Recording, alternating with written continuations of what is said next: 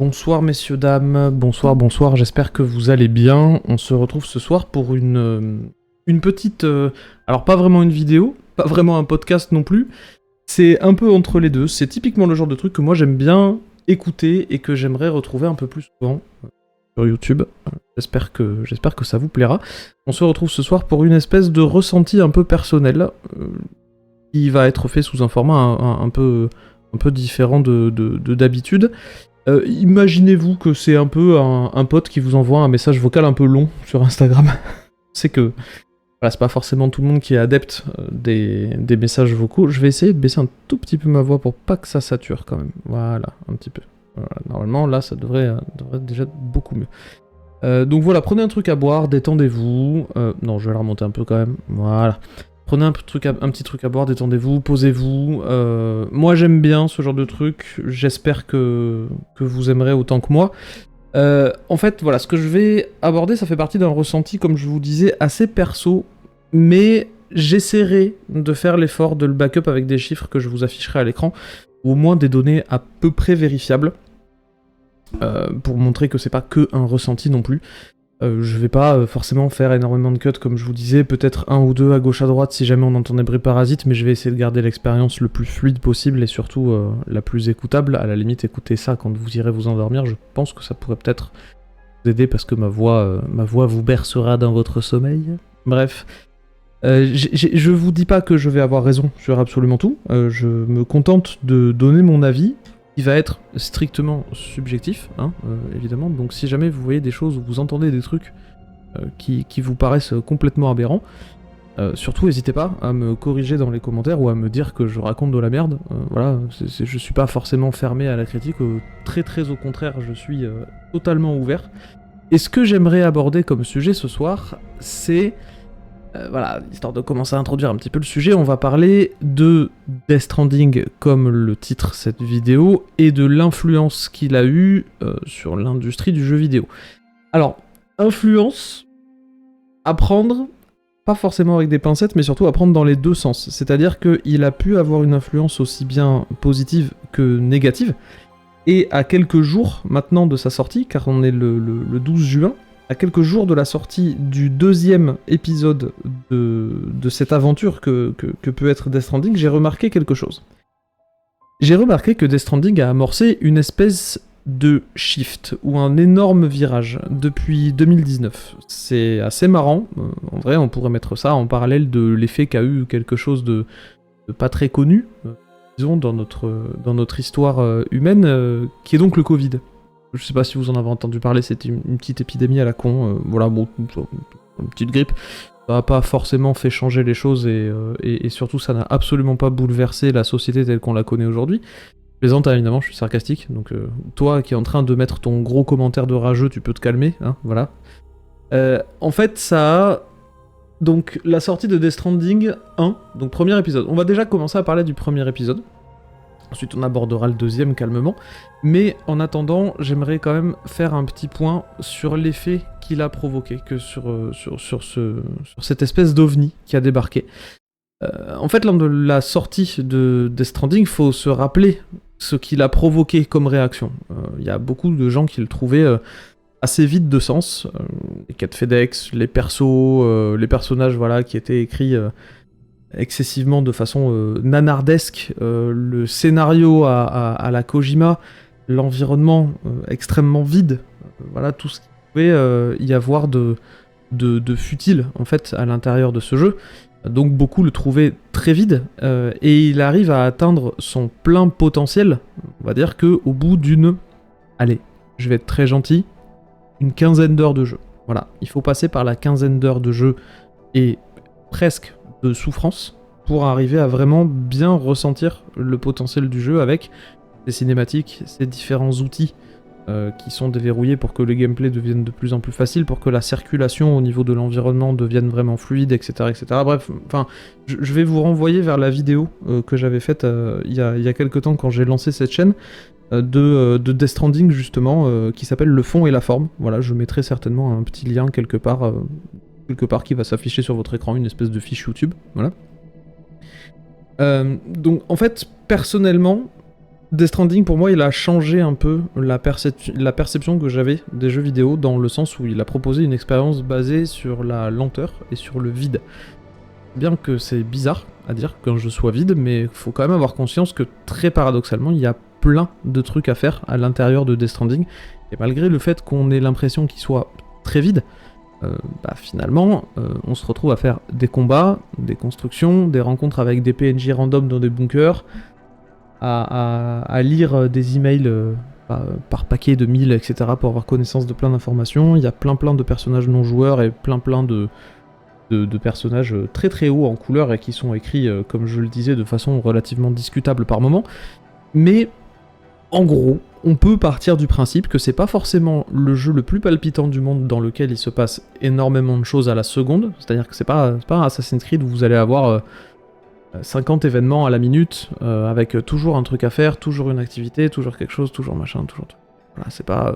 voilà, il a laissé une impression, malgré ça, en moi, quelque chose de durable. Pour la peine, c'est pour vous dire à quel point il a laissé sa marque, c'est que même des années plus tard, il y a encore des youtubeurs et il y a encore des gens qui font des vidéos à ce sujet-là, en bien ou en mal d'ailleurs, et vous allez voir, on va aussi parler de ce fameux mauvais sens dans lequel Death Stranding a dirigé l'industrie vers l'industrie du jeu vidéo. Après sa sortie, il y a beaucoup de monde qui ont eu une pensée assez, on va dire, globale. C'est-à-dire, on a commencé à assister à ce fameux shift. Les joueurs se sont rendus compte que finalement des expériences calmes et posées, des trucs qui étaient vraiment basés sur la contemplation, sur le vide, etc., c'était pas forcément si mal. On a l'exemple avec Shadow of the Colossus aussi, qui en son temps avait réussi à provoquer un petit peu le même sentiment. Et on s'est très très vite rendu compte que finalement un monde vide où il ne se passe absolument rien et où on ne trouve absolument aucune vie organique, c'était pas forcément un problème. Et finalement, il n'est pas obligé d'avoir de la chasse, de la pêche, de rencontres avec des PNJ, d'aller chercher 50 pots de sanglier pour que le forgeron du village y soit content, etc. etc. Enfin, on n'est pas forcément obligé d'être stimulé à chaque seconde. Et les gens se sont rendus compte avec ça, avec Death Stranding, avec sa sortie en 2019, que finalement, peut-être qu'il y avait la place pour des gros jeux avec de l'ambition, mais qui proposaient quand même une expérience relativement posée et calme. Voilà, je pense que si vous avez joué à Death Stranding, vous avez à peu près mon ressenti. Alors oui, je vais fumer pendant le podcast, parce que quand je vous dis, là c'est clairement un pote qui vous appelle. Hein. Voilà, donc c'est soit vous aimez pas, mais en attendant, dites-vous qu'on passe une bonne petite soirée ensemble, quoi. Avant 2019, avant Death Stranding, on était vraiment dans l'ère des jeux massifs et vraiment extrêmement lourds, immenses, des énormes open world, avec des jeux qui sont franchement longs et qui l'assument complètement, hein, d'ailleurs, pour le meilleur et pour le pire. D'ailleurs, on a Red Dead Redemption 2 qui est sorti en 2018. Lui, il faut s'accrocher. On est sur du 60 heures sur la main story et 80 heures pour les extras. Je base les chiffres que je vous donne là sur un site qui s'appelle How Long to Beat. Et en fait, c'est un site qui répertorie à peu près le nombre d'heures qu'il faut pour claquer un jeu, que ce soit dans sa main story, dans ses extras, dans ce genre de trucs-là. N'hésitez pas à aller à faire un petit tour dessus, ça vous donnera certainement une petite idée de ce que peut être la longueur d'un jeu si jamais vous voulez vous y attaquer. Par exemple, Kingdom Come Deliverance aussi, bon, c'est un sacré morceau. On avait donc en 2018 Assassin's Creed Odyssey qui se négociait entre 45 et 80 heures pour la main story et les side quests à côté. Death Stranding donc en 2019 qui nécessite entre 35 et 60 heures pour la main story et tout ce qu'il y a à faire à côté en side quest. The Last of Us 2 en 2020. The Last of Us 2. Bon bref, voilà, qui se négocie entre 25 et 30 heures, pareil, main story et side, mais ça c'était un jeu très très couloir aussi qui était pas forcément sur le même principe. Bref, vous avez compris l'idée. On était vraiment dans une overdose de gros AAA, de gros jeux vraiment vénères où il fallait faire des trucs tout le temps. Bref, vous avez compris un petit peu l'idée et le sujet que je voulais aborder. En gros, faut être patient, faut consacrer beaucoup de temps à ce genre d'expérience-là, et chose qu'on n'a pas forcément Il suffit de prendre pour exemple des gens voilà, qui sont parents, qui ont un taf prenant, juste si vous faites un petit peu de sport, du sport en compétition, etc., on n'a pas tous le temps de consacrer entre 8 et 12 heures par semaine à un jeu vidéo quand on rentre du taf le soir. Et ok, il y a un public pour ça, ok, il y a ce qu'il faut, j'entends, voilà, il y a plein de ventes sur les jeux que je viens de vous citer, donc oui, forcément qu'il y a de la demande, oui, forcément. Mais par contre, il faut quand même pas oublier qu'il y a des gens comme moi, et certainement comme vous, hein, de toute façon si t'as cliqué sur le site de la vidéo, enfin sur la vidéo, c'est que, voilà, peut-être que tu reconnais un petit peu le message que j'ai envie de passer. En gros, voilà, on n'est pas tous super à l'aise avec l'idée de passer plusieurs heures par jour devant un jeu vidéo pour non seulement ne pas oublier les mécaniques, parce que ce genre de mastodonte possède des mécaniques assez complexes, en gros, et donc non seulement pour pas oublier les mécaniques, mais en plus pour pas oublier le scénario, et pour pas oublier l'histoire qu'on est en train de nous raconter. C'est quand même pas anodin que le jeu vidéo sur lequel on est en train de passer du temps, on soit obligé d'y consacrer de plus en plus de temps, de plus en plus souvent, pour ne pas oublier, en fait, tellement on est stimulé tout le temps. Et Death Stranding a réussi à faire en sorte de diviser donc son histoire principale justement en chapitres, etc., chose qui se faisait aussi ailleurs, mais les systèmes sont... et le menuing est extrêmement complexe, qui fait que pour véritablement profiter de l'expérience, on est obligé d'y consacrer énormément de temps, et très paradoxalement, on peut se permettre aussi de tout oublier d'une semaine à une autre, et de juste garder des bribes en me disant « Ok, je dois livrer tel colis, je dois aller là, je dois aller là, je dois aller là. » Et... alors je sais pas si vous avez entendu, mais ça c'était ASMR moto dans la rue.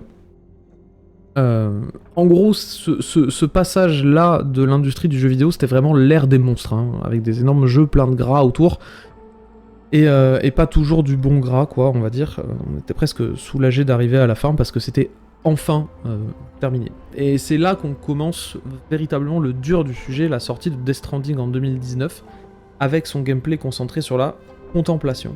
Et les musiques de l'Aurore ont carrément aidé justement à ce moment-là, parce que ce sont des musiques qui sont extrêmement calmes, ce sont des musiques qu'on peut écouter en berceuse, quoi.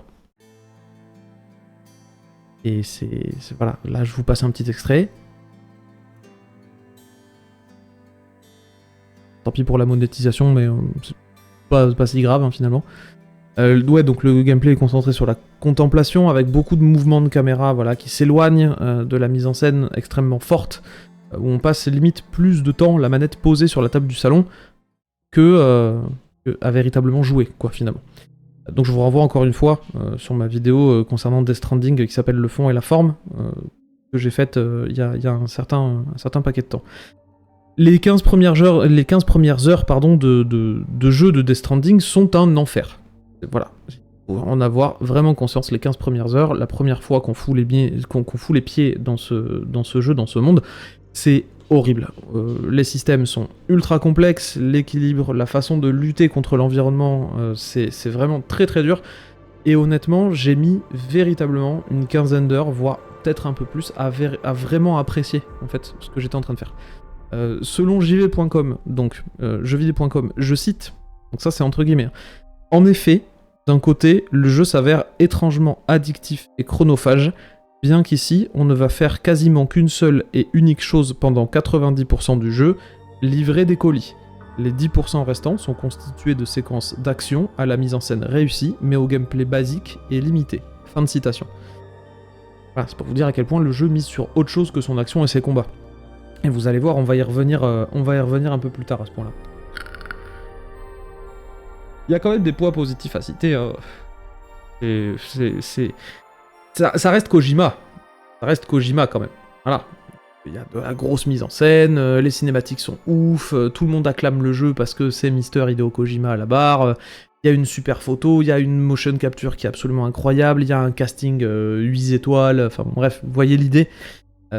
Et le message du jeu, à proprement parler, a proposé une réflexion sur la solitude, la connexion, le voyage, qui rompait complètement les ponts avec les standards habituels, où on était vraiment dans le « va tuer le méchant, c'est toi le héros, tu deviens le héros, tu évolues, t'as des compétences, des machins, des bordels ».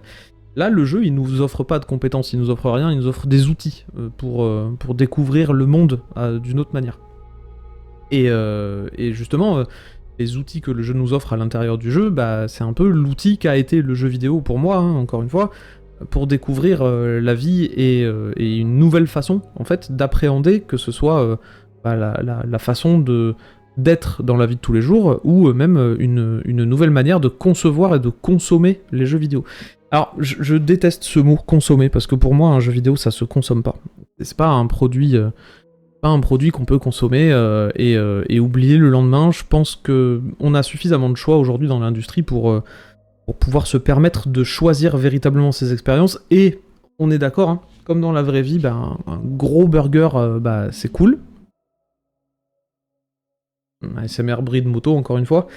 Un gros burger, c'est cool, et de temps en temps, voilà, on aime bien se remplir les artères de gras et aller le sortir pour finalement l'oublier complètement le lendemain, mais c'est quand même plus agréable d'aller bouffer dans un bon resto. Vous voyez ce que je veux dire ? Moi, je trouve que c'est quand même plus agréable. Et c'est précisément là où je veux en venir. Le jeu a prouvé que des expériences différentes étaient non seulement demandées, mais en plus de ça, elles étaient activement recherchées par les joueurs.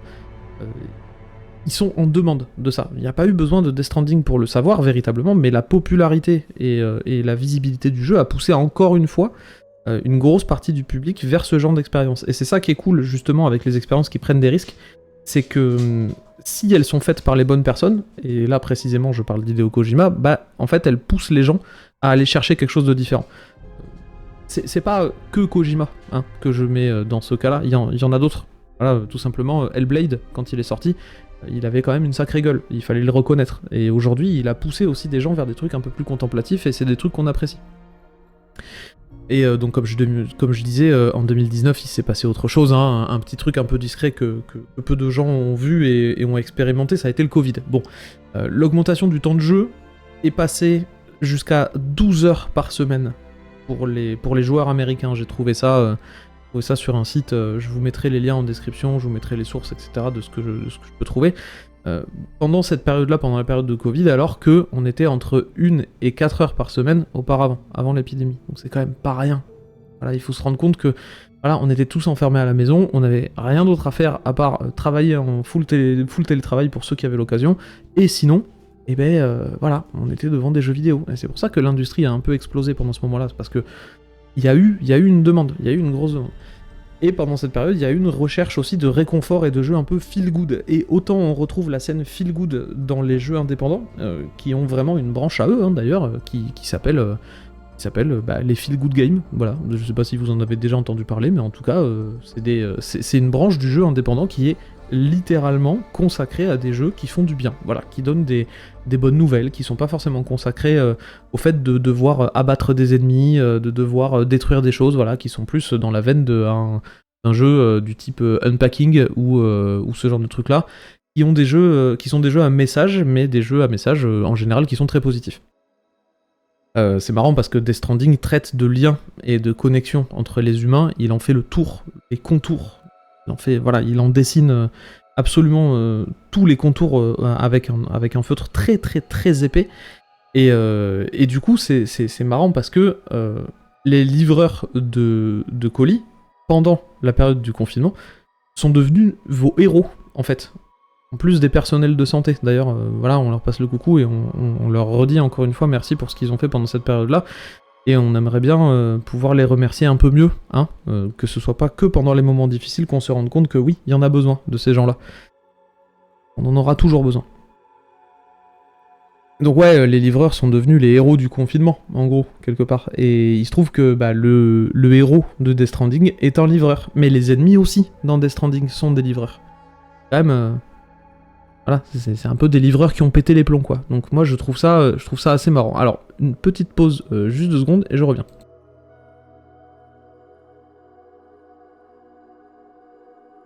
Donc la recherche d'expériences moins stressantes aussi, plus courtes, mais avec beaucoup plus de sens. On s'est rendu compte que on était déjà suffisamment stressés dans nos vies, il y en avait beaucoup qui avaient peur de perdre leur travail, etc., justement à cause du confinement, à cause de la fermeture de beaucoup d'entreprises, tout ça. Bon, on avait envie de quelque chose, de quand on prenait une manette, en fait, on n'avait pas envie d'être dans un mauvais mood.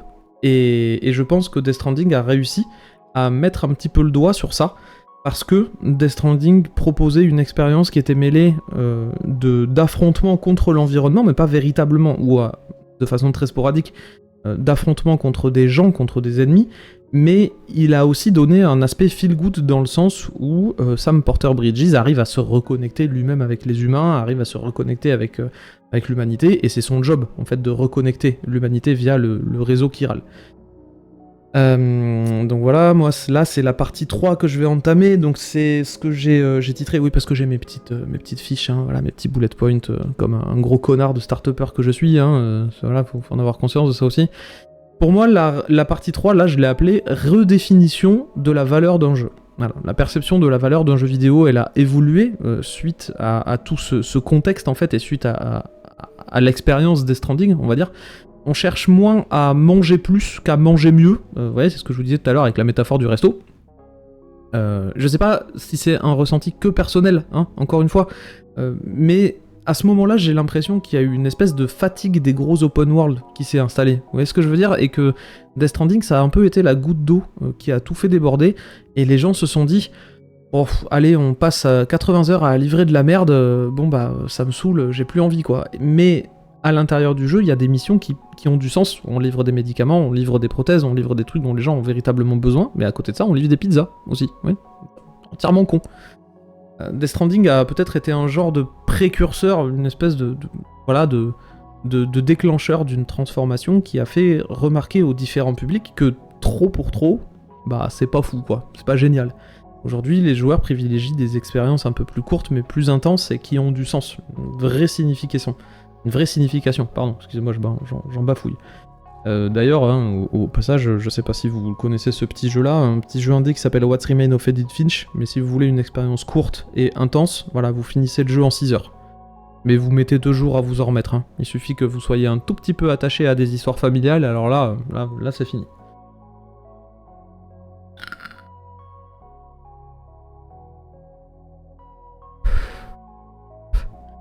Ah, c'est quand même un sacré morceau, hein. Je vous dis, c'est vraiment un ressenti personnel que j'ai, mais ce changement-là, il s'est accompagné d'une espèce de diversification des genres, avec pas l'émergence, mais avec une médiatisation et une mise sous les projecteurs des jeux un peu cosy et introspectifs, qui répondaient en fait à une demande croissante de bien-être et de connexion humaine, ou au moins un sens à trouver quelque part. Je le répète encore une fois, hein, Death Stranding traite de ce sujet-là bien particulier, et il a sûrement eu son rôle à jouer dans ce grand virage vidéoludique qui a poussé les gens à en avoir plein le cul, des open world massifs et remplis de vide.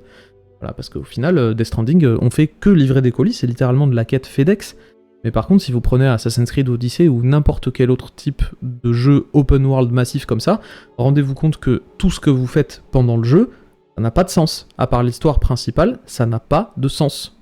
Un des exemples le plus frappants, oui encore non, parce que c'est un MMO, donc c'est même pas comparable, je dirais. Enfin, si vous allez chercher le marteau du forgeron pour qu'il puisse vous forger une super armure qui vous apportera plein de caractéristiques en plus, c'est cool.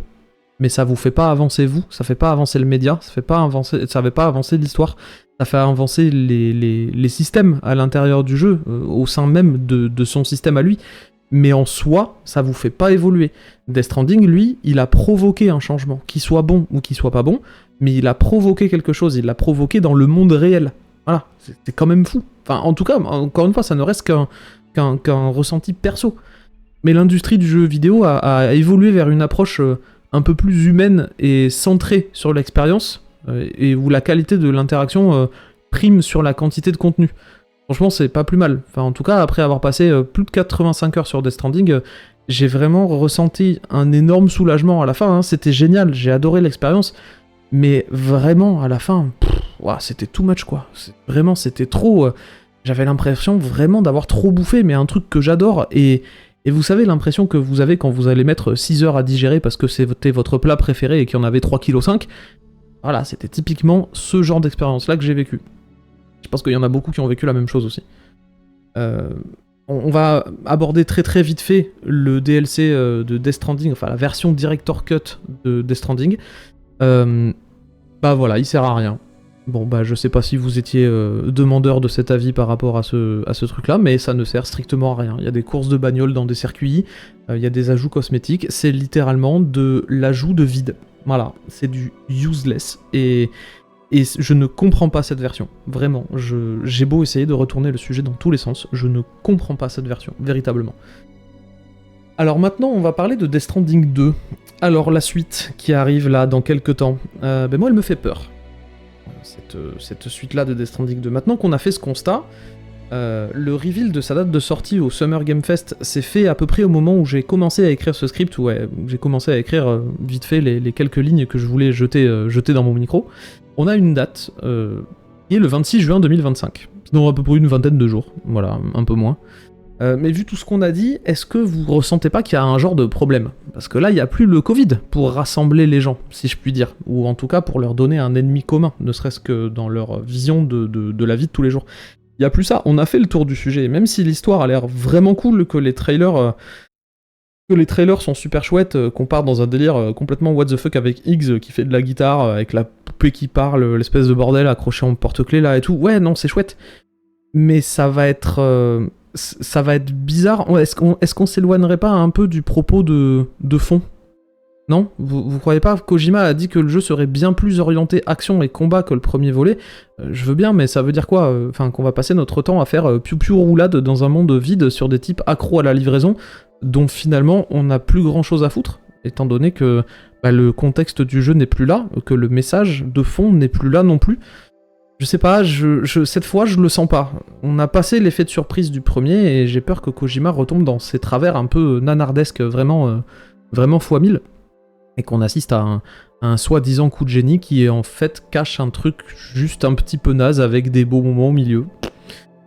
Voilà, j'ai hâte de voir les notes de la presse, d'ailleurs, à ce sujet-là, de voir un petit peu à quel point ils vont mettre leur ego de côté, tout ça pour faire du clic, et je pense qu'il faut pas prendre Kojima pour le génie qu'il n'est pas, ou qu'il n'est plus, je pense. Il a eu sa période géniale avec les Metal Gear, avec l'anticipation de l'ère de l'information, avec l'intelligence artificielle, tout ça.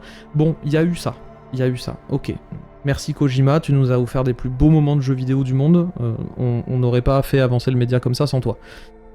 Mais moi j'ai peur que le gameplay du premier et la façon de se déplacer, la topographie qu'il y avait, les prévisions concernant toutes les zones de pluie avec les échoués, etc., l'anticipation, enfin tout ça en fait, tout ce qui faisait que on se posait dans son canapé, on avait la manette, mais c'était pas stressant, c'est pas vénère tout le temps. Et moi j'ai peur que ça se soit mis au placard pour mettre des phases d'infiltration, des phases de shoot, de l'action. Enfin, je sais pas, on s'en fout, non? Le principe qui faisait que Death Stranding était vraiment giga cool, c'était pas que ça se transforme en Metal Gear, finalement. Et on sait que Kojima, il a envie. On sait que Kojima, il a envie de faire du Metal Gear, on sait qu'il a envie de faire du MGS, y a pas de problème. Mais Death Stranding, c'est pas l'endroit, quoi. Vraiment, c'est pas l'endroit, mec. Fais pas ça. Rachète la licence Metal Gear si tu veux, mais Death Stranding, il avait un propos de fond, il avait un message qui était hyper intéressant, et j'ai peur que transformer Death Stranding 2 en jeu d'action classique, totalement lisse et sans parti pris, sans aucune résistance avec l'environnement, qui sera plus un challenge ni un adversaire comme pouvait l'être l'environnement dans Death Stranding 1, et d'ailleurs c'était ça qui donnait l'aspect un peu peaceful au jeu, c'était que on était en train de se battre contre un ennemi qui, très paradoxalement, ne bougeait pas. C'était l'environnement lui-même qui était résistant, et on se battait contre notre propre façon d'anticiper le jeu vidéo et notre propre façon de se déplacer à l'intérieur. Et moi je trouvais ça trop bien, vraiment, c'était trop cool, et encore une fois ça ne reste qu'un ressenti très personnel, mais dites-vous que je suis pas le seul, quoi. Vraiment, je suis pas le seul à avoir ressenti cette espèce d'open world fatigue après Death Stranding, parce que il a bourré plein de trucs, et qu'au final, il en est ressorti un message et un propos de fond super chouette, mais que le fait de lisser justement ce gameplay pour l'adapter à une audience plus moderne, et à quelque chose de plus lisse et de plus calé, on va dire, qui rentre un peu plus dans les cases, putain, ça va... je sais pas, ça va casser un truc, quoi. Vraiment, ça va casser quelque chose. Et vraiment pousser les curseurs et les potards à balles, c'est pas une bonne idée, je pense. il faut pas faire ça. Voilà, moi j'ai peur du lissage du gameplay de Death Stranding et qu'il se transforme, bah mine de rien, en un jeu lisse qui a plus véritablement de propos fondamentaux et de propos intrinsèques, même j'ai envie de dire, et que finalement on se retrouve avec, avec n'importe quel type de jeu à la con, en action, en TPS, un espèce de Gear of War qui sera frénétique. Et ok, il va faire des références à Metal Gear, LOL, le carton, pourquoi est-ce qu'il ramène un espèce de Silentropus trop chelou à la fin de son dernier trailer, là aussi, il y a eu un espèce de délire avec ça, enfin bon bref. Voilà, c'est quelque chose qui, je pense, va saouler des gens, et on va sortir de la proposition de base qui avait pris des risques, et qui était hyper chouette. Vraiment, elle était hyper chouette cette proposition, et putain, j'aimerais vraiment qu'on la retrouve en encore plus poussé dans Death Stranding 2, et j'ai peur qu'on ne l'ait pas. J'ai peur qu'on ne l'ait pas parce que Kojima, il a lissé sa proposition et qu'il s'est adapté à son public. Et le public, ce qu'il veut, lui, c'est qu'on lui agite le trousseau de clés devant les yeux jusqu'à ce qu'il fasse une crise d'épilepsie, quoi. Ah, vous avez certainement entendu cette petite notification Discord. Ça venait pas de chez vous, ça venait de chez moi. Voilà, j'espère que ça vous aura plu. Si vous partagez mon avis, surtout n'hésitez pas, allez-y. Ce genre de format est aussi fait pour ça, c'est fait qu'on puisse échanger dans l'espace commentaire.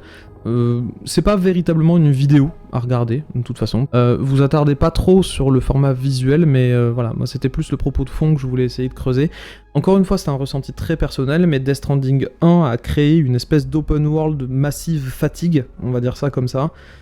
Death Stranding 2, s'il adopte la même recette, j'ai peur que ça se plante. J'ai peur que ce soit un bide, et j'ai peur que, en fait, ce soit un coup d'épée dans l'eau de Kojima qui arrive et qui dise regardez à quel point je suis génial, regardez, j'ai fait le Death Stranding 2 tour partout, j'ai été sur tous les plateaux de jeux vidéo, j'ai été voir Geoff Keighley, là, ou je sais pas trop comment prononcer son nom, au Summer Game Fest, j'ai fait ma promo, bref, Kojima qui fait sa diva. Et autant j'adore le mec, autant j'adore sa vision, autant j'adore son game design, qu'il a eu l'audace de proposer dans Death Stranding 1, autant j'ai très très peur pour le 2, et je sais pas si vous le sentez comme moi, mais en attendant, j'espère que vous avez quand même passé un bon moment en ma compagnie, et que votre trajet en bus est fini, et voilà, une petite demi-heure, c'est quand même fun comme format. Voilà, n'hésitez pas à vous abonner, à lâcher le petit pouce, à partager aussi, on sait jamais, peut-être que vous avez des potes qui ressentent à peu près la même chose que moi, et on se dit à très très bientôt, peut-être pour un débrief de Death Stranding 2, mais restez un peu sur la chaîne de temps en temps, parce que là il y a une grosse sortie en septembre pour moi, en tout cas celle que j'attends, c'est Elysus, mais bon, voilà, malheureusement je pourrais pas jouer à Death Stranding 2 parce que j'ai pas de PS5, voilà, tant pis pour ma gueule. Mais voilà, j'espère que vous avez quand même kiffé, passé une très très bonne soirée, et on se dit à très bientôt. Ciao.